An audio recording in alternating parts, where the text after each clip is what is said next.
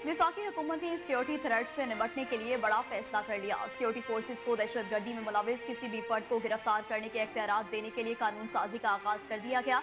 वफाकी वजीर पार्लिमानी अमूर आजम नजीर तारड़ ने इंसदाद दहशतगर्दी एक्ट 1997 में तरमीम का बिल कौमी असम्बली में पेश कर दिया। डिप्टी स्पीकर कौमी असम्बली ने इंसदाद दहशतगर्दी तरमीमी बिल को कायमा कमेटी के हवाले कर दिया।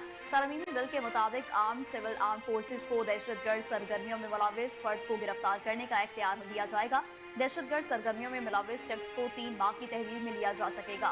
बिल के मतन में कहा गया है कि काबिल गिरफ्त मालूमात और वजूहात की बिना पर किसी भी फर्द को 3 माह की तहवील में लिया जाएगा। गिरफ्तार शख्स पर इल्जामात की तहकीकात के लिए आला सतही मुश्तरका तहकीकाती टीम बनाई जाएगी।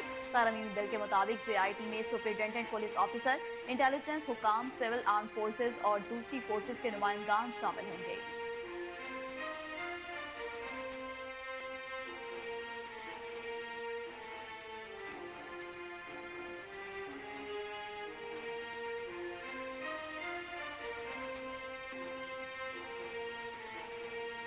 वज़ीर-ए-आज़म की बैरून मुमालिक दौरे के बाद वतन वापसी। वज़ीर-ए-आज़म की अमीर कतर से मुलाकात का मुश्तरका एलामिया जारी।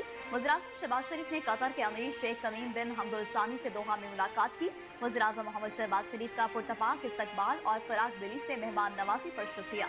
दो तरफा ताल्लुकात को मजबूत बनाने और मौजूदा ताउन को बड़े पैमाने पर फरोग देने की ख्वाहिश का इजहार किया। वज़ीर-ए-आज़म शहबाज शरीफ ने कतर की जानिब से पाकिस्तान में अहम इक्तिसादी शोबों में सरमायाकारी के मौक़ों पर रोशनी डाली। वज़ीर-ए-आज़म के दौरा कतर पर जारी मुश्तरका एलामिया के मुताबिक मुलाकात में दोनों बरादर ममालिक के दरमियान दो तरफा ताल्लुकात को मजबूत बनाने पर तवज्जो मरकूज की गई। दोनों फ़रीक़ैन ने गुज़िश्ता सरमायाकारी के वादों के तनाज़ुर में पाकिस्तान में मुताबिक शोबों में अहम मौक़ों पर तबादला ख्याल किया। बाहमी दिलचस्पी के अहम इलाकाई और आलमी पेशरफ्त पर भी तबादला ख्याल किया गया।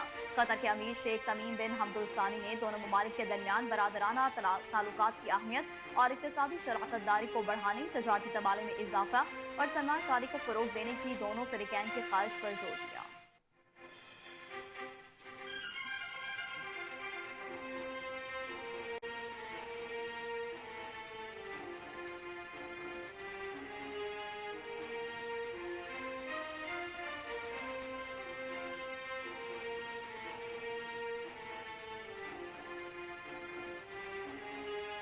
वज़ीर-ए-आज़म शहबाज शरीफ का दौरा सऊदी अरब इंतहाई कामयाब रहा। वफाकी वज़ीर इत्तलात व नशरियात अता तारड़ का कहना है कि पाकिस्तानी मईशत तेजी के साथ मुस्तहकम हो रही है। मुल्क में सरमायाकारी भी दिलचस्पी लेने लगे हैं। मुल्क में सरमायाकारी तेजी से बढ़ रही है।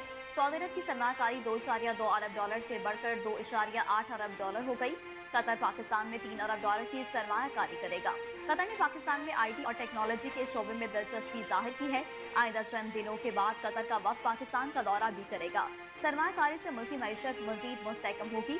सऊदी अरब ने IMF के साथ मुआहदे में हमारी भरपूर मदद की, जिस पर हम बरादर ममालिक के शुक्रगुजार हैं। पाकिस्तान ने आलमी सतह पर फ़लस्तीनों का मुकदमा लड़ा है। सऊदी अरब की क़यादत के साथ ही इसराइली मज़ालिम पर गुफ्तगू हुई है। पाकिस्तान फ़लस्तीनी अवाम की सियासी, सफारती और अखलाकी हमायत जारी रखेगा। वज़ीर इत्तलात ने कहा कि अल यमीन गैर संजीदा वो सूबे के मामलात नहीं चला पा रहे।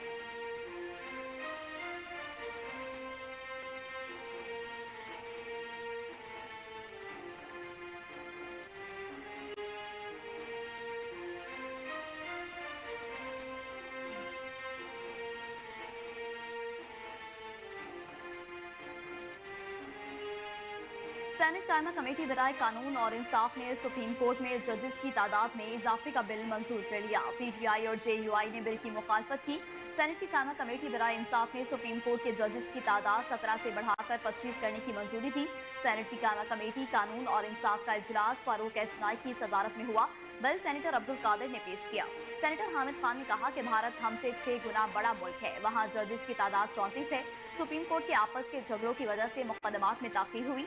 सुप्रीम कोर्ट में जजेस की तादाद बढ़ाने की जरूरत नहीं। सुप्रीम कोर्ट से भी जजेस की तादाद में इजाफे के बारे में पूछा जाए। JUI के सेनेटर कामरान मुर्तजा ने कहा कि सुप्रीम कोर्ट में 2 ग्रुप बन गए थे। हुकूमत अक्सरियत को अक़लियत में बदलना चाहती है।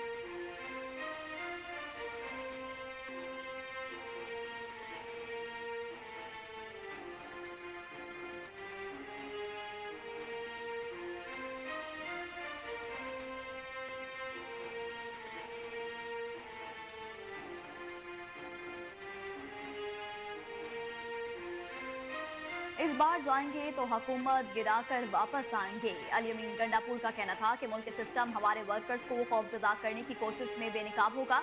हमारे बहुत सारे वर्कर्स गिरफ्तार कर लिए गए थे। हम पुरअमन थे। पुरअमन एहतजाज हमारा हक है। हम पर फस्तायत और शेलिंग की गई। रबर बुलेट और हर तरह के हरबे हम पर इस्तेमाल किए गए। हमारे वर्कर्स ने भी भरपूर मुकाबला किया। हमारे सरकारी लोग जो ड्यूटी कर रहे थे उन्होंने भी भरपूर साथ दिया। हमारे 99% गिरफ्तार वर्कर्स रिहा हो गए।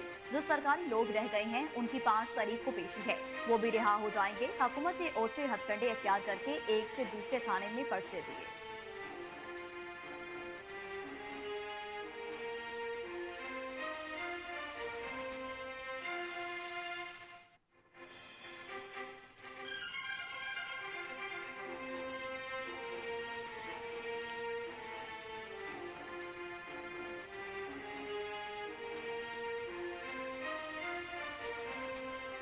अमरीकी सिफारत खाने के वक्त ने अडियाला जेल में कैद 3 मुलजमान से मुलाकात की। जेल जराये के मुताबिक अमरीकी सिफारत खाने के 3 रुकनी वक्त को अडियाला जेल में असीर 3 मुलजमान तक कौंसलर रसाई दी गई।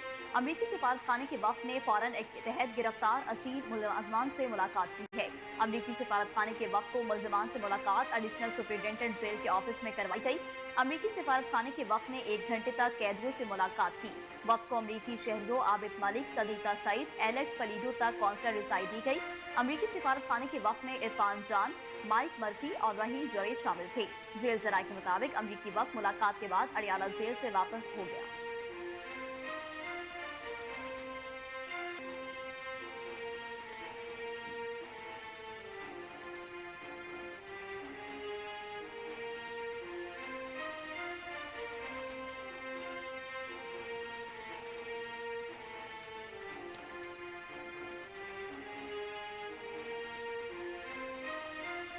लाहौर हाई कोर्ट ने वज़ीर आला मरियम नवाज की सरकारी मुलाजमीन के तबादलों पर पाबंदी का फैसला गैर कानूनी करार दे दिया। 1 मार्च के नोटिफिकेशन में सरकारी मुलाजमीन के तबादलों पर पाबंदी आयद की गई थी।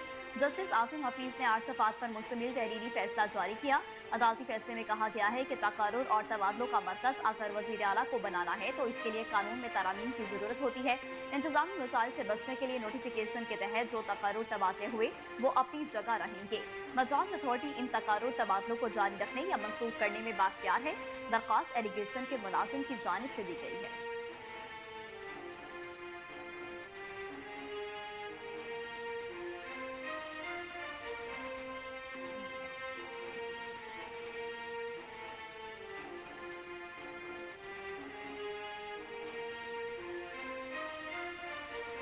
अमीर जमात इस्लामी हाफिज नईमुर रहमान ने पेट्रोलियम मसनूआत की कीमतों में कमी का मुतालबा कर दिया। अपने बयान में हाफिज नईमुर रहमान का कहना था कि आलमी मार्केट में खाम तेल की कीमत $67 फी बैरल से भी नीचे आ गई। हुकूमत पेट्रोल की फी लीटर कीमत में 30 रुपए तक कमी करे। उन्होंने कहा कि पेट्रोलियम लेवी कीमत में 60 रुपए फी लीटर इजाफी टैक्स नाजायज है। इस टैक्स के खात्मे से मौसमी सरगर्मी बढ़ेगी। अमीर जमात इस्लामी का मजीद कहना था कि हुकूमत PIA की निस्कारी में नाकामी का गुस्सा अवाम पर न उतारे। वाज़ेह रहे कि गुज़िश्ता रोज हुकूमत ने महंगाई के सताए अवाम को एक और झटका देते हुए पेट्रोलियम मसनूआत की कीमतों में इजाफा किया है।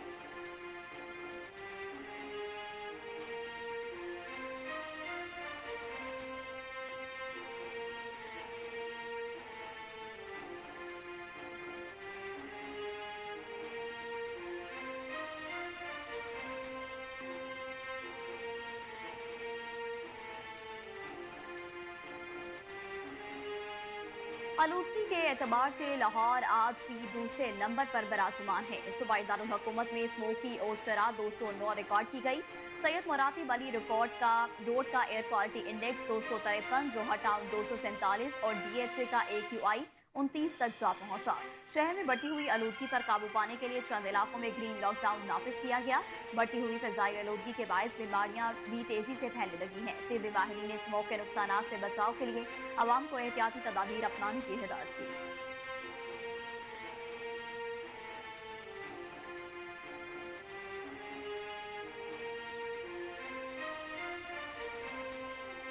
अमरीकी सदारती इंतखाबात में अब सिर्फ 4 दिन बाकी रह गए। अब तक कबल अज इंतखाबात वोटिंग में 6 करोड़ से ज्यादा अमरीकी शहरी अपना वोट कास्ट कर चुके हैं।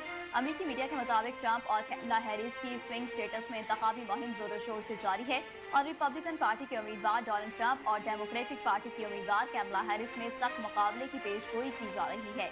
इलेक्शन का दिन जूं जूं करीब आ रहा है। ट्रंप और कैमला हैरिस के एक दूसरे पर तनकीदी हमलों में भी इजाफा होता जा रहा है। हाल ही में एक इंतखाबी रैली से खिताब में ट्रंप ने कैमला हैरिस को हिलरी क्लिंटन से भी ज्यादा नाअहल करार दे दिया। उन्होंने कहा कि हिलरी कम अज कम ज़हीन थी, कैमला हैरिस में वो खसूसियत भी नहीं है, जिस पर कैमला हैरिस ने डोनाल्ड ट्रंप को आड़े हाथों लिया और कहा कि अमेरिकी अवाम ट्रंप को झूठा समझते हैं। उन्होंने नवेड़ा के शहरियों से कहा कि वो गलती ना करें, इलेक्शन ही हम जीतेंगे, क्योंकि अब अमेरिका को नौजवान क़यादत की जरूरत है।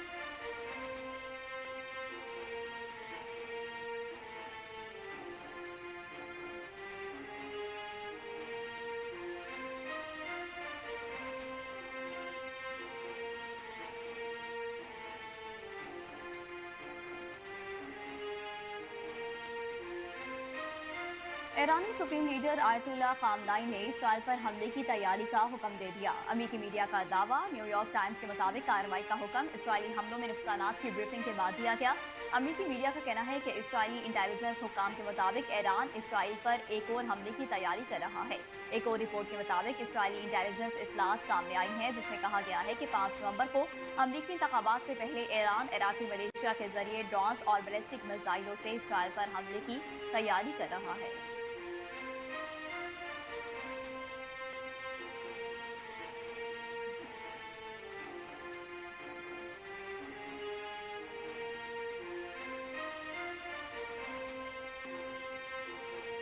इसराइली वज़ीर-ए-आज़म बेंजामिन नेतन्याहू ने कहा है कि हमारी अव्वलीन तरजीह ईरान को जोहरी हथियारों से रोकना तरजीह है। इसराइली वज़ीर-ए-आज़म का फौजी अफसरान से खिताब, कहा जरूरत पड़ने पर इसराइल ईरान में कहीं भी पहुंच सकता है। उन्होंने कहा कि इसराइल को ईरान पर हालिया फ़िज़ाई हमलों के बाद कार्रवाई की बेमिसाल आज़ादी हासिल है। नेतन्याहू ने कहा कि मैंने इसराइल की दिफाई अफवाज और सिक्योरिटी इशाकों को जो हतमी हदफ दिया है वो ईरान को जोहरी हथियार हासिल करने से रोकना है।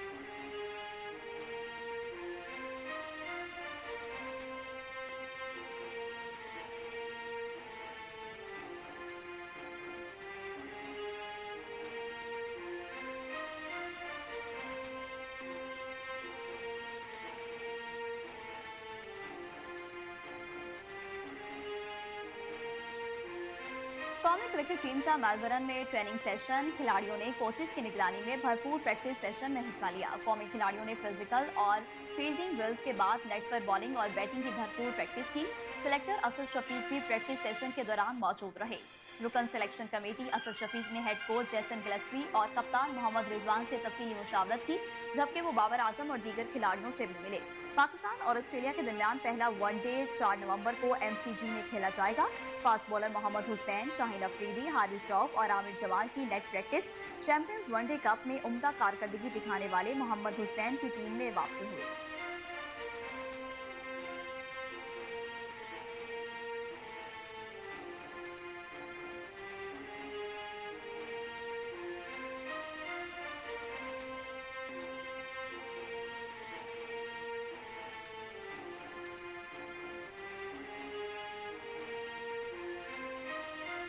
और हांगकांग सुपर 6 में पाकिस्तान ने रिवायती हरी भारत को आउट क्लास करते हुए क्वार्टर फाइनल में जगह बना ली है। हांगकांग में खेले गए मैच में भारत ने पहले बैटिंग करते हुए 119 रन बनाए।